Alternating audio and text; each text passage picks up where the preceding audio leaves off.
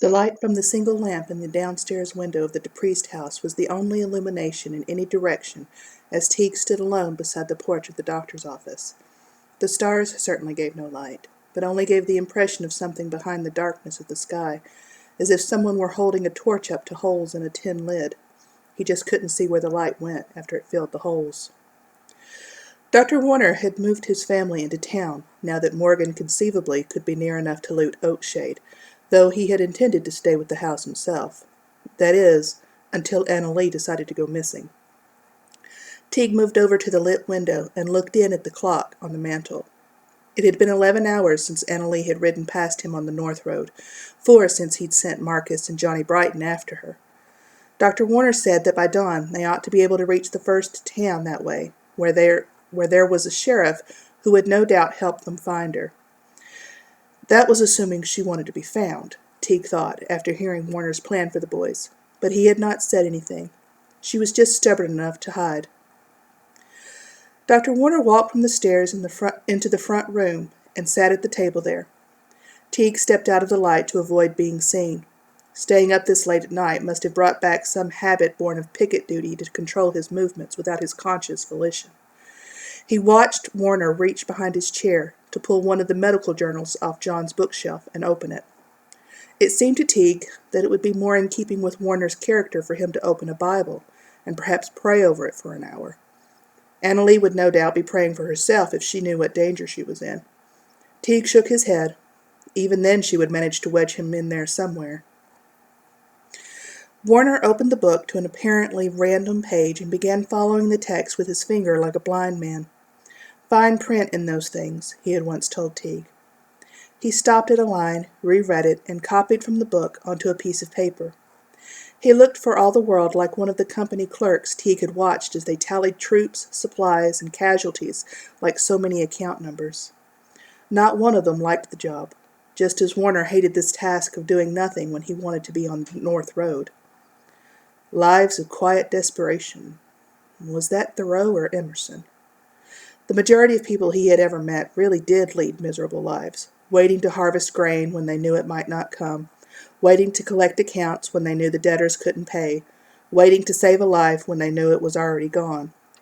He rubbed his fingers together and glanced back at the sky. He was waiting to see what was behind the stars when he knew it would only blind him. He ran a hand over his eyes. "Cap?" someone called from behind him.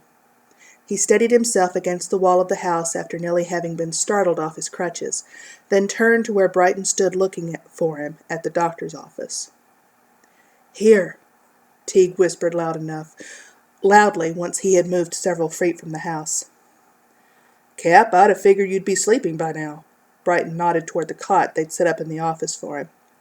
It would keep the ladies from being disturbed if he was needed in the night, Warner had said. Teague doubted they were sleeping well in any case. He stopped beside the porch, where he could just see Brighton's outline. "What have you to report?"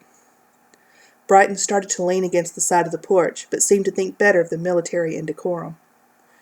"Well, we marched down toward the Denning place and around to the ford there. Nothing around but squirrels and a couple of dogs. By the time we got to McPherson's farm, it was getting too dark to see, so I turned us back to town." "Why you so late getting here?" "I was getting to that. We hadn't gone but a couple of miles before there was a gap in the column. You would think 67 grown men could stay together better than that, but there it is. The dark, I guess, got to them. We passed the turn off to Avondale, and some of them thought it was the road to Newkirk, so they took it. I was half an hour realizing what had happened, so I had to turn 'em all around and hunt for the missing 20. They were sleeping like babies on the side of the road when we came to them. All of them are still tired, and no wonder, with all the backtracking we've done today." Teague acknowledged him with a non-committal clearing of his throat. "So I was wondering if we could have a rest before heading out again tomorrow. Mrs. Dockery offered to put up those who live out of town at the boarding house, no charge." Teague considered telling Brighton no outright. It was only a few hours until dawn. Sleep now would only hurt them during the day. It was much easier to wait out their fatigue until the morning when it would pass with activity. They were eager, after all, for this foray into the military experience. Any commander worth his bars would either have given them rest sooner or not at all. But he was in a sour mood. It would be better for them to feel their fatigue tomorrow and think him merciful than to mitigate it and think him tyrannical. "Very well, Mr. Brighton. But I'll have them board together. No man sleeps in his own bed this night. Tell them no dallying about falling asleep. They move again at dawn." "Yes, sir. Thank you, sir." Brighton saluted, but Teague merely turned away from him, not knowing whether to laugh or pound his fist against the wall. He settled for taking a trip to the telegraph office to harass the poor operator as he had all day, with orders to send to whatever town came to mind. At least it made the otherwise mousy man feel as though he was doing something important for the war effort. In daylight, Teague might have cut through the trees that filled the yard separating him from the office. Instead, he came to the corner where this side street that the priest lived on met the main street, but before turning south to follow the road, he stopped and sat down facing north. The grass was wet with dew, as if the sky had rained all the previous day, instead of merely dropped moist sunshine. He felt the damp starting to soak into his pants. The coolness of it marked this wetness as different from the clinging humidity of the day. He would rather sit here until the chill overtook him, than rest in a bed whose sheets would only stick to him and bind him. No doubt Anna Lee would be of the same mind. If she were left to herself, she'd probably live up on that hill of hers. How long had it been since he had lain beside her in the grass, unable to see her but knowing he was close enough to touch her hand? Just over 2 weeks? She had seemed so different then. Still concerned for his soul, of course, but in a way he didn't mind so much. She noticed the things he'd used to see, used to write about as if they were the chief aim of vision. He couldn't really remember the last time he'd held a ladybug in his hand before that day, letting it crawl in the spaces between his fingers and rest on his fingertips, instead of killing it on sight because it reminded him of a tick gorged on blood. He glanced up from his hands to the road. He thought he saw a shadow there in the distance, a spot of black against the darkness. Anna Lee would be blacker than black, he thought, though he didn't know what significance such a state would have with her, or why he should associate it with her now. Black death, black as sin, blacker than black Anna Lee. He focused on that place in the road, surrounded by the dark outlines of elm trees and silver maples, but there was no movement.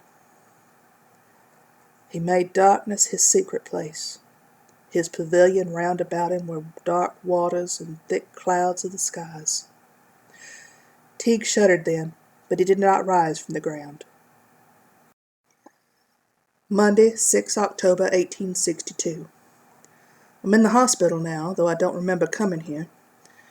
That surgeon who brought me on the train, Warner is his name, says I've been in a fever since Thursday, and that it only broke yesterday. I can hardly speak, as my throat hurts terribly. Dr. Warner told me I yelled out quite a bit in my delirium for Aubrey and for my family.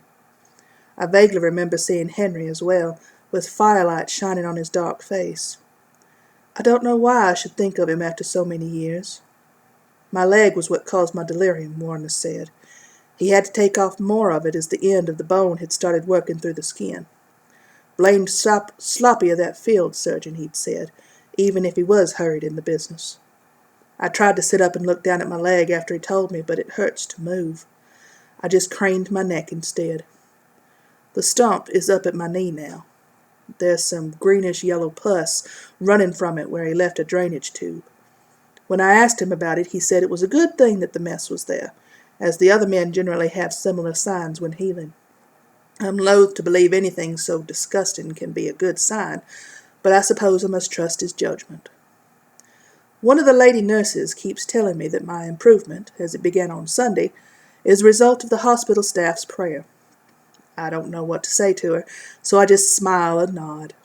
She started reading some scripture to me this afternoon, so after a while I feigned sleep so she would go away. I'll have to find a better way of dealing with her, as she is bound to come back tomorrow, and I can't sleep forever.